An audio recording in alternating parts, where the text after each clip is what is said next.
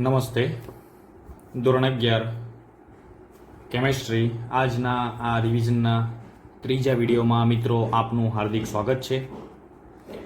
હવે રિવિઝનના ત્રીજા વિડીયોની અંદર આપણે જ્યારે ગવર્મેન્ટનો ટેસ્ટ આવે છે યુનિટ ટેસ્ટ, ત્યારે એની અંદર 1 માર્ક્સના 2 માર્ક્સના જોડકા ટાઈપના પ્રશ્નો, MCQ પ્રકારના પ્રશ્નો, એવા જુદા જુદા પ્રકારના પ્રશ્નો પૂછાવાની શક્યતા છે મિત્રો. ત્યારે આપણે એવા પણ પ્રશ્નોનું જે સોલ્યુશન છે એવા પ્રશ્નોનો સામનો કરવો જ રહ્યો.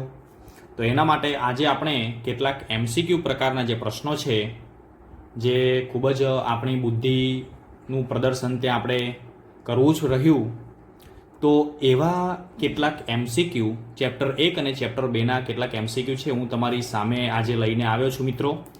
તો આજના આ વિડીયોની અંદર આપણે MCQનું સોલ્યુશન કરીશું અને કેવા કેવા પ્રશ્નો MCQની અંદર પૂછાઈ શકે તે પણ આપણે જોઈશું. તો આપણે પહેલા ચેપ્ટરના કેટલાક પ્રશ્નો છે એ પ્રશ્નો પહેલાં જોઈએ. તો જેને આપણે બહુ વિકલ્પ પ્રકારના પ્રશ્નો તરીકે ઓળખીએ છીએ. તો મિત્રો આની અંદર એક પહેલો પ્રશ્ન તમને બતાવેલો છે. પહેલો પ્રશ્ન તમે જુઓ. બે વિદ્યાર્થીઓએ સમાન પ્રયોગ અલગ અલગ કર્યો અને દરેકે દળના 2 વાંચન આંક મેળવ્યા, જે નીચે કોષ્ટકમાં દર્શાવેલ છે. દળનો વાંચન આંક, સાચો વાંચન આંક છે 3 ગ્રામ, બરોબર. એટલે કે કોઈ પદાર્થનું દળ તેમને ગણતરી કરી તો 3 ગ્રામ તેનું સાચું દળ છે. પણ બંનેના અવલોકનો 2 વખત કર્યું, તો બંનેના અવલોકનોમાં એ નામનો વિદ્યાર્થી છે તેના અવલોકનોમાં પહેલું રિઝલ્ટ મળ્યું 3.01, બીજો રિઝલ્ટ મળ્યું 2.99. બી નામનો વિદ્યાર્થી છે તો પહેલું રિઝલ્ટ છે 3.05 અને 2.95, બરોબર. તો 4 વિકલ્પ આપણને આપેલા છે. 4 વિકલ્પ પૈકી કયો વિકલ્પ સાચો છે તે આપણે શોધવાનો છે. કોઈ એક જ વિકલ્પ તેની અંદર સાચો છે મિત્રો. એટલે ક્યારેક MCQની અંદર તમને ઉપર કહેલું જ હોય કે નીચે આપેલા વિકલ્પોમાંથી કોઈ પણ 2 વિકલ્પ સાચા છે, તો 2 વિકલ્પ આપણે સાચા શોધવા પડે, બરોબર. અહીંયા તો એક જ વિકલ્પ સાચો છે. તો ચલો, બંને વિદ્યાર્થીઓના પરિણામ પરિશુદ્ધ કે ચોક્કસ નથી. તો આ બાબત ખોટી છે, કારણ કે અહીંયા તમે જોઈ શકો છો કે વિદ્યાર્થી એ એનું પરિણામ 3.01 અને 2.99 જે 3ની નજીક છે, જુઓ. એટલે 3 જે સાચું પરિણામ છે એની નજીક છે બંને અવલોકન, એટલે તે પરિશુદ્ધ પણ છે અને ચોક્કસ પણ છે, બરોબર. એટલે પરિશુદ્ધ અને ચોક્કસ નથી તો આ વિકલ્પ ના આવે. વિદ્યાર્થી એના પરિણામ પરિશુદ્ધ અને ચોક્કસ છે, તો આપણો વિકલ્પનો જવાબ આવશે બી, બરોબર. વિદ્યાર્થી એના પરિણામ પરિશુદ્ધ અને ચોક્કસ છે, જ્યારે બીના પરિશુદ્ધ અને ચોક્કસ પરિશુદ્ધ છે, સોરી મિત્રો, પરિશુદ્ધ નથી, બરોબર, અને ચોક્કસ પણ નથી વિદ્યાર્થી બીનું પરિણામ. એ રીતે આપણે કહી શકીએ, પણ એવો કોઈ વિકલ્પ બીજો છે નહીં. ચલો આપણે બીજો એક MCQ જોઈએ. તો ફેરનહીટ એકમમાં માપેલ તાપમાન 200 ડિગ્રી ફેરનહીટ છે, તો સેલ્સિયસ એકમનું તાપમાન કેટલું થશે?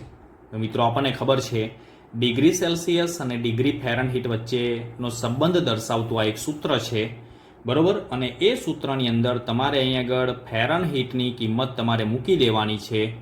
વ્યવસ્થિત રીતે તમારે કેલ્ક્યુલેશન કરવાનું, એટલે કે 200 ડિગ્રી -32.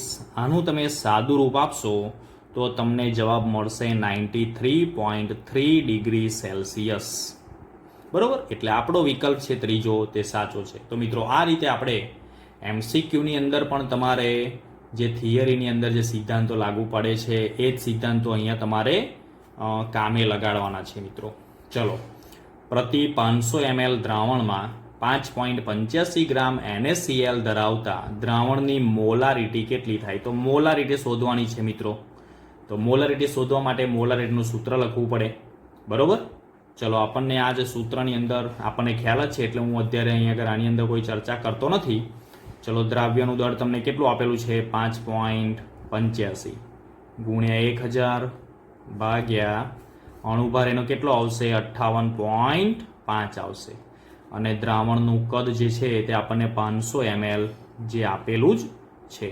આનું મિત્રો તમે સાદુરૂપ આપશો એટલે આનો જે જવાબ છે તે જવાબ 0.2 મોલર કેપિટલ એમ, કાં તો આની જગ્યાએ આપણે લખી શકાય કે મોલ પ્રતિ લીટર, મોલ લીટર ઇનવર્સ, એ પણ તેનો જ એકમ છે.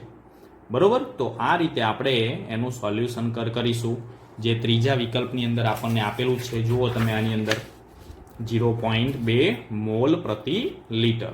ચલો આગળ આપણે જોઈશું. હવે તો આગળનો જે આપણો પ્રશ્ન છે તે આ પ્રમાણેનો છે. 5 મોલર સાંદ્રતા ધરાવતા 500 ml દ્રાવણને 1500 ml જેટલું મંદ બનાવવામાં આવે તો મળતા દ્રાવણની સાંદ્રતા કેટલી હશે? તો આપણી પાસે મોલારિટી અને 500 ml એક પ્રકારનું દ્રાવણ છે, એમાંથી બનાવવાનું છે 1500 ml. બરોબર, તો જે 1500 ml આપણે બનાવીશું તો નવું મળતા દ્રાવણની સાંદ્રતા કેટલી થાય તે શોધવા માટેનું આવું જ્યારે આપેલું હોય ત્યારે એનું સૂત્ર મેં રેગ્યુલરમાં તમને કહ્યું હતું, M1V1 બરાબર M2V2.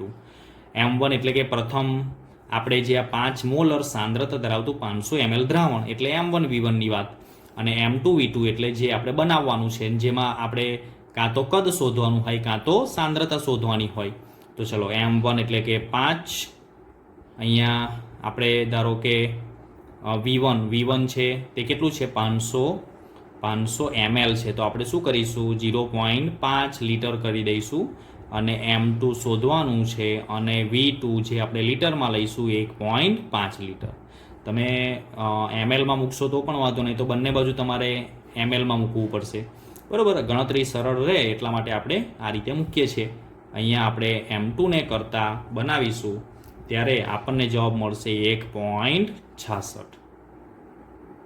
બરાબર, તો આ રીતે આપણે એક્ઝામ્પલ જે હોય છે MCQ પ્રકારે જે આપણને પૂછેલા હોય તે આપણે ગણી શકીએ છીએ.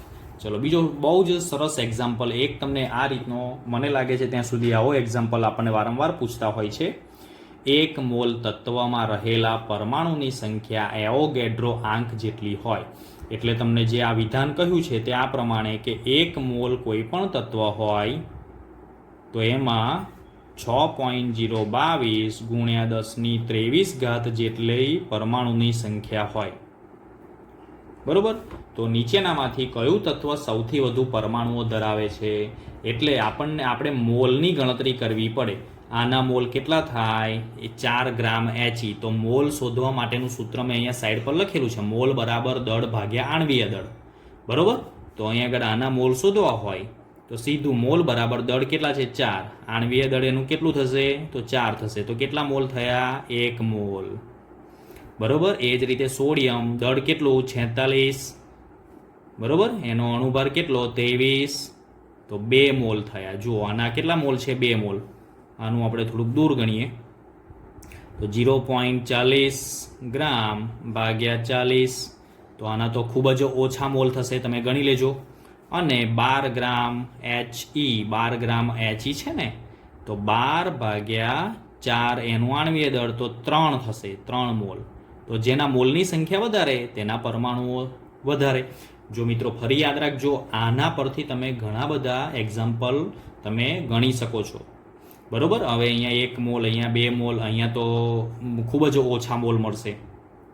બરોબર, તો ગણવું હોય તો એ રીતે ગણી શકાય કે 0.40 છે ને, તો જો અહીંયા 40 મૂકીને નીચે 100 આપણે મૂકી દઈશું તો 40 દૂર છે એટલે 1/100 એટલે કે 0.01 જવાબ આવશે. આનો જવાબ આવશે 0.01 મોલ. બરોબર, તો જો સૌથી વધારે મોલ 3 મોલ છે તો 3 મોલ એટલે પરમાણુની સંખ્યા ગણવી હોય તો 3 મોલ ગુણ્યા શું કરીશું 6.022 ગુણ્યા 1023 એટલે સૌથી વધારે પરમાણુઓ આના થશે. ચલો એ જ રીતે એક બીજું આપેલું છે એ પણ જુઓ. રુધિરમાં ગ્લુકોઝની સાંદ્રતા કેટલી છે? ગ્લુકોઝની સાંદ્રતા 0.9 ગ્રામ પ્રતિ લીટર છે. બરોબર, એટલે કે 1 લીટરમાં 0.9 ગ્રામ ગ્લુકોઝ રહેલું છે. તો રુધિરમાં ગ્લુકોઝની મોલર સાંદ્રતા ગણવાની એકદમ સિમ્પલ છે. મોલર સાંદ્ર દ્રાવ્યનું દળ કેટલું? તો 0.9 ગ્રામ જે આપણને કહેલું છે 1 લીટરમાં ગુણ્યા 1000, બરોબર, ભાગ્યા ગ્લુકોઝનો અણુભાર કેટલો થશે 180, અને ગુણ્યા પ્રતિ લિટર કયું છે એટલે આપણે અહીંયા આગળ 1000 લખવાના, આ જતા રહેશે. બરોબર, એટલે આપણને એની સાંદ્રતા જે છે એ સાંદ્રતાનો અહીંયા જવાબ મળશે 0.005 મોલર મળશે. બરોબર, એટલે આપણે આ જવાબ સાચો છે, અહીંયા આ જવાબ સાચો છે. એટલે આ રીતે મિત્રો આપણે એમસીક્યુ એવું જરૂર નથી કે ઘણી બધી વખત આપણે ધોરણ 10 સુધી એવું કરીએ છીએ કે એમસીક્યુ ન આવડે એટલે આપણે સીધું જય માતાજી કરીને આપણે મૂકી દેતા હોઈએ છીએ, પણ એ રીતે આપણો એક્ઝામ્પલ હંમેશા ખોટો જ પડતો હોય છે મિત્રો. ચલો, 500 ગ્રામ પાણીમાં 18.25 ગ્રામ HCl વાયુ ધરાવતા દ્રાવણની મોલાલિટી કેટલી હશે? તો મોલાલિટીનું સૂત્ર મૂકવાનું, કશું છે નહીં મિત્રો. જુઓ, દ્રાવ્યનું દળ કેટલું?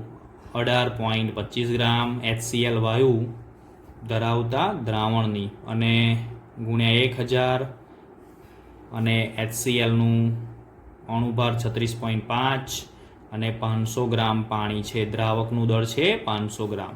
બરોબર, આનું આપણે સાદું રૂપ આપીશું તો સાદું રૂપ આપતા આપણે 1 મોલર એવું આપણને જવાબ અહીંયા, જો અહીંયા 5 દુ 10 એટલે 18.25 ગુણ્યા 2 કરીશું તો 36.5 થશે.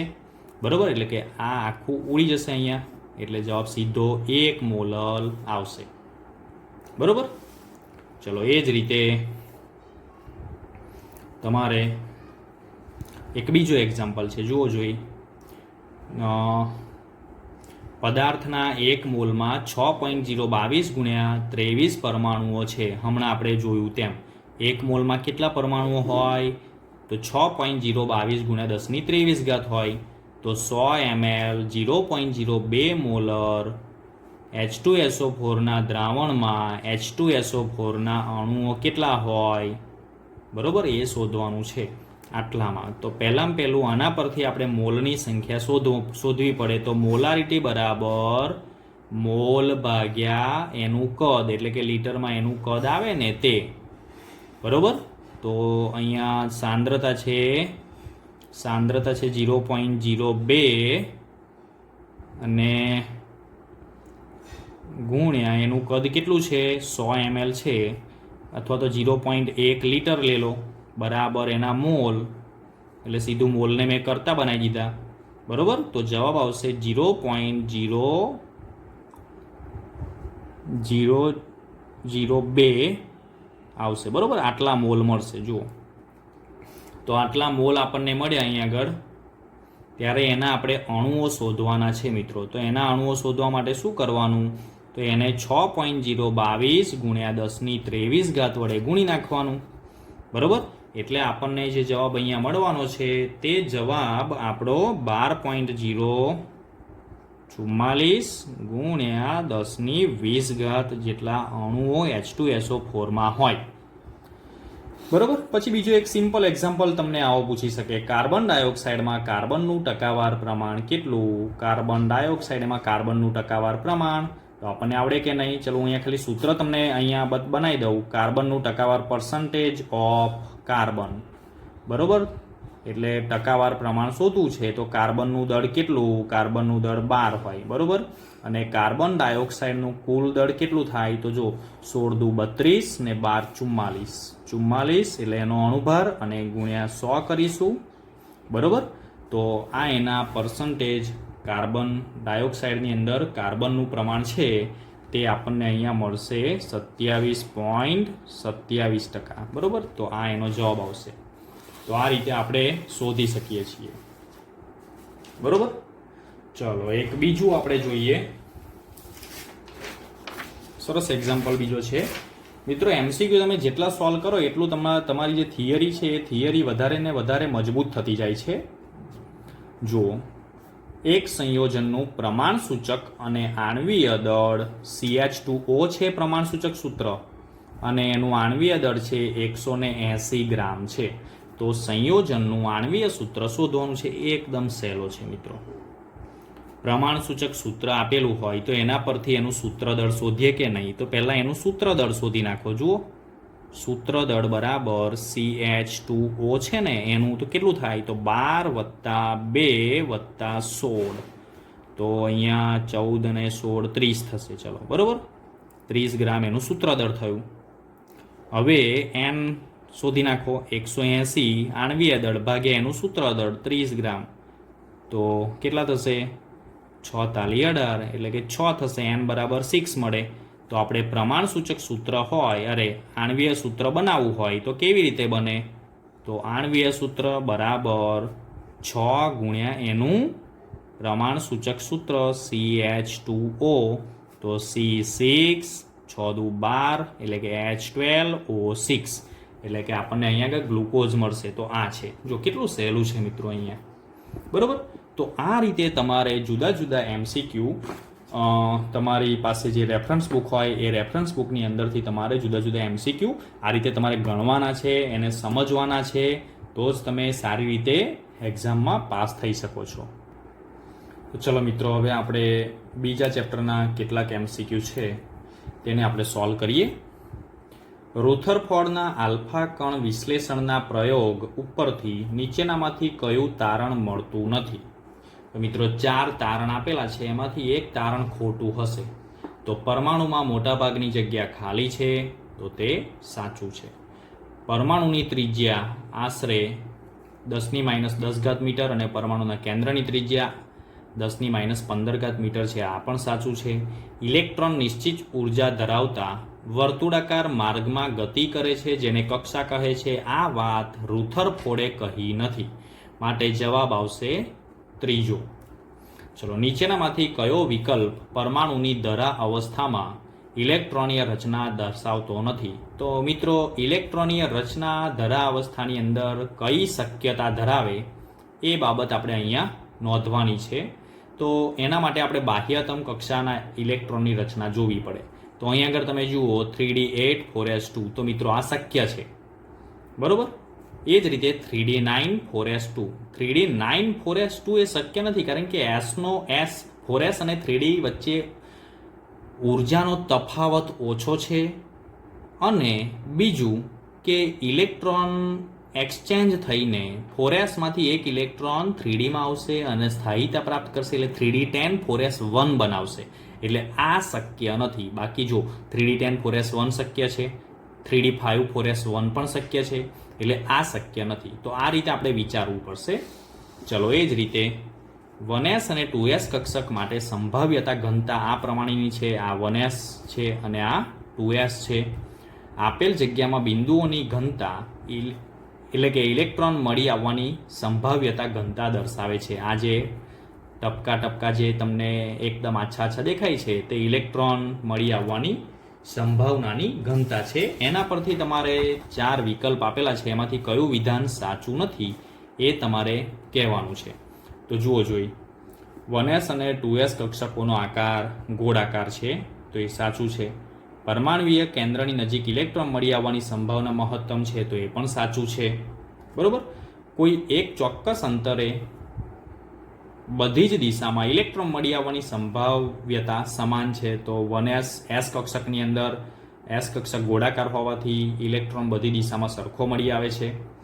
2s કક્ષકના ઇલેક્ટ્રોન માટે સંભાવ્યતા ઘનતા પરમાણુય કેન્દ્રથી અંતર વધતા એક સમાન રીતે ઘટે છે, તો મિત્રો આ વિધાન સાચું નથી. ચલો, આગળ આવશે. તો ચોથો MCQ જોઈએ આપણે એની અંદર. કેથોડ કિરણોની લાક્ષણિકતા માટે નીચેનામાંથી કયું વિધાન સાચું નથી? તો એ આપણે અહીંયા જોઈએ. તો તે કેથોડમાંથી શરૂ કરીને એનોડ તરફ ગતિ કરે છે, તો સાચું છે. કેથોડથી એનોડ તરફ જાય, બરોબર. તેઓ બાહ્ય વિદ્યુતીય અને ચુંબકીય ક્ષેત્રની ગેરહાજરીમાં સીધી રેખામાં ગતિ કરે, તો એ સાચું છે. કેથોડ કિરણોની લાક્ષણિકતા કેથોડ કિરણ નળીમાં રહેલ વિદ્યુત ધ્રુવોના પદાર્થ ઉપર આધાર રાખતી નથી, તો બરોબર છે. કેથોડ કિરણો એટલે ઇલેક્ટ્રોન છે તે પાયાનો કણ છે, એટલે તે કોઈ પણ વાયુ કેથોડ નળીમાં ભરેલો હશે તેના ઉપર આધાર રાખશે નહીં. હવે તમને ખ્યાલ આવી ગયો હશે, ચોથું સાચું હોઈ શકે. કેથોડ કિરણોની લાક્ષણિકતા કેથોડ કિરણ નળીમાં રાખેલ વાયુની પ્રકૃતિ ઉપર આધાર રાખે છે, તો આ વિધાન વાયુની પ્રકૃતિ ઉપર આધાર રાખતું નથી. માટે તે સાચું નથી, માટે તે સાચો જવાબ છે. સમજ્યા? નીચેનામાંથી કયું વિધાન ઇલેક્ટ્રોનની બાબતમાં સાચું નથી? તો તેઓ ઋણ વીજભારિત કણો છે, સાચું છે. ઇલેક્ટ્રોનનું દળ ન્યુટ્રોનના દળ જેટલું છે, તો એ વિધાન સાચું આવશે કે ખોટું આવશે? અહીંયા શું કહ્યું છે? કયું વિધાન ઇલેક્ટ્રોનની બાબતમાં સાચું નથી? તો તે ઋણ વીજભારિત કણ, તે સાચું છે. હવે ઇલેક્ટ્રોનનું દળ ન્યુટ્રોનના દળ જેટલું નથી, એટલે આ જ આપણું વિકલ્પનો જવાબ સાચો છે. કયું વિધાન સાચું નથી એ શોધવાનું છે. તમારે MCQ જ્યારે આવે ને ત્યારે તમારે પહેલામાં પહેલું છેલ્લે ખાસ જોવાનું, સાચું છે અને સાચું નથી, આ શું આપેલું છે તે બાબત ખાસ આપણે અહીંયા સમજવાની છે. અને ત્યાર પછી જ આપણે એ પ્રમાણેનો જવાબ તર્ક વિતર્ક કરીને આપણે શોધવો પડે. ચલો, એ જ રીતે થોમ્સનના પરમાણુય નમૂનાના આધારે પરમાણુનો નીચેનામાંથી કયો ગુણધર્મ સાચી રીતે સમજાવી શકાય છે મિત્રો? તો આપણને ખ્યાલ છે પરમાણુની એકંદર તટસ્થતા, એટલે પરમાણુ તટસ્થ છે તે થોમ્સન દર્શાવે છે. બે પરમાણુઓને સમભારીય કહે છે જો, ક્યારે? તો જો તે સમાન પરમાણુય ક્રમાંક અને જુદા જુદા પરમાણુય દળ ક્રમાંક ધરાવે ત્યારે. તો ના. તેઓ સમાન સંખ્યામાં ઇલેક્ટ્રોન પરંતુ ભિન્ન સંખ્યામાં ન્યુટ્રોન ધરાવે છે. તો ના, ભિન્ન સંખ્યામાં ન્યુટ્રોન ન આવે. તેઓ સમાન સંખ્યામાં ન્યુટ્રોન ધરાવે પરંતુ ભિન્ન સંખ્યામાં ઇલેક્ટ્રોન ધરાવે છે. તો એ પણ ન આવે. પ્રોટોન અને ન્યુટ્રોનની સંખ્યાનો સરવાળો સમાન પરંતુ પ્રોટોનની સંખ્યા ભિન્ન હોય એટલે સમભારિકો કહેવાય એને. બરોબર? સરવાળો સમાન થાય એટલે એનો મતલબ કે એનું દળ કેવું છે? સરખું છે. પ્રોટોનની સંખ્યા ભલે અલગ અલગ હોય પણ પ્રોટોનની સંખ્યા અલગ અલગ ભલે હોય પણ ન્યુટ્રોનની સંખ્યા સમાન હોવાને કારણે શું થશે? તેનું પરમાણુય દળ કેવું થશે? સમાન થશે, એટલે કે તેને સમભાર્ય કહીશું. ત્યાર પછી એક અગત્યનો પ્રશ્ન મિત્રો, 3p કક્ષકમાં ત્રિજ્યા નોડની સંખ્યા. તો જ્યારે p કક્ષકમાં નોડની સંખ્યા તમને પૂછે ત્યારે n-l-1 સૂત્ર વડે તમારે શોધવી પડે. તો 3p કક્ષકમાં n નું મૂલ્ય 3, l નું મૂલ્ય sp એટલે કે 1 - 1. તો આનો જવાબ આપણને મળશે, કેટલો મળશે મિત્રો? જો જોઈ 3 માંથી 2 જશે તો 1, એટલે આ 1 સાચું છે. ખ્યાલ આવી ગયો? તો આ રીતે તમારે એક બીજો પણ તમને આવો એક પ્રશ્ન પૂછાય. ધારો કે 4d કક્ષકમાં કોણીય નોડની સંખ્યા કેટલી? તો કોણીય નોડની સંખ્યા એટલે આપણને ખ્યાલ હોવો જોઈએ, કોણીય નોડ ની સંખ્યા આપણને જ્યારે કહે તો l ની જે વેલ્યુ હોય ને જે તે કક્ષકમાં તે આપણે લઈ લેવાની 4d. તો spd 0 1 2 બરોબર, એટલે l બરાબર કેટલા? અહીંયા 2 આવશે 4d બરોબર, એટલે અહીંયા જવાબ કેટલો આવશે? 2 આવશે. ખ્યાલ આવી ગયો? એટલે જ્યારે પણ તમને કોણીય નોડની સંખ્યા પૂછે ત્યારે તમારે જે l એટલે કે કોણીય વેગમાન ક્વોન્ટમ આંકનું જે મૂલ્ય હોય તે તમારે અહીંયા લખવાનું છે. બરોબર. નીચેનામાંથી કયો સિદ્ધાંત ઇલેક્ટ્રોનના નિશ્ચિત પથ કે ગતિ પથના અસ્તિત્વને નકારે છે? ખાસ અગત્યનો છે. તો પાઉલીનો નિષેધનો નિયમ? ના, તો એ નકારતું નથી. હાઇઝનબર્ગનો અનિશ્ચિતતાનો સિદ્ધાંત જે ઇલેક્ટ્રોનના નિશ્ચિત પથ અને ગતિ પથના અસ્તિત્વને નકારે છે, કે તે નિશ્ચિત પથ પર ગતિ નથી કરતું એવું કહેવા માંગે છે. બરોબર. ચલો, ત્રીજા કોષ સાથે સંકળાયેલ કક્ષકોની કુલ સંખ્યા કેટલી? કોષ નંબર 3 છે તો એના માટે આપણને ખબર છે કેટલી આવે? 9 આવશે. કઈ રીતે તમે ગણશો? તમને ખ્યાલ જ છે, n². બરોબર. કુલ કક્ષકોની સંખ્યા શોધવા માટે તમારી પાસે કયું સૂત્ર છે? n² એટલે કે 3g એટલે કે 3 એટલે કે અહીંયા 9 આવશે. બરોબર. ચલો, કક્ષકોનું કોણીય વેગમાન ખાલી જગ્યા ઉપર આધાર રાખે છે તો એ માત્ર l કોણીય વેગમાન ક્વોન્ટમાંક l ના મૂલ્ય પર તે આધાર રાખશે. ખ્યાલ આવી ગયો? ચલો, એ જ રીતે મિત્રો એક બીજું એક્ઝામ્પલ તમને બહુ સરસ રીતે તમને પૂછાશે. આવું પૂછાવાની શક્યતા છે. જો, સમાન ઇલેક્ટ્રોનીય રચના ધરાવતા આયનોની જોડ કઈ છે? સમાન ઇલેક્ટ્રોનીય રચના ધરાવતા આયનોની જોડ. તો તમારે દરેકની અંદર કેટલા ઇલેક્ટ્રોન છે આ જોડ તમારે તપાસવાની, તમારે ચેક કરવાની છે વારાફરતી. એનો પરમાણુય ક્રમાંક તમને ખબર હોવી જોઈએ. એટલે હું અહીંયા તમારી જાણ ખાતર તમે જોઈ લેજો એનો પરમાણ્વીય ક્રમાંક કયો સમાન છે, એ પ્રમાણે અહીંયા એનો ધન આયન કેટલો છે, એ પ્રમાણે ઇલેક્ટ્રોન દૂર કરીને એની ઇલેક્ટ્રોનીય રચના તમારે જોવાની છે. બરોબર. તો અહીંયા જવાબ આવશે Fe+3 અને Mn+2. આ એનો જવાબ આવશે. તો મિત્રો આ રીતે તમારે જુદા જુદા કેટલાક MCQ તમને પૂછાય તો તમારે એનું સોલ્યુશન આ રીતે ખૂબ જ શાંતિથી વિચારીને તમારે ઘરે જ પેપર સોલ્વ કરવાનું છે, ઘરે જ તમારે પેપર લખવાનું છે. તો કોઈ પણ પ્રકારની ઉતાવળ કર્યા વગર તમારે શાંતિથી વિચારીને અને પ્રમાણિકતાથી અને નિષ્ઠાથી તમે પેપર લખજો. Thank you.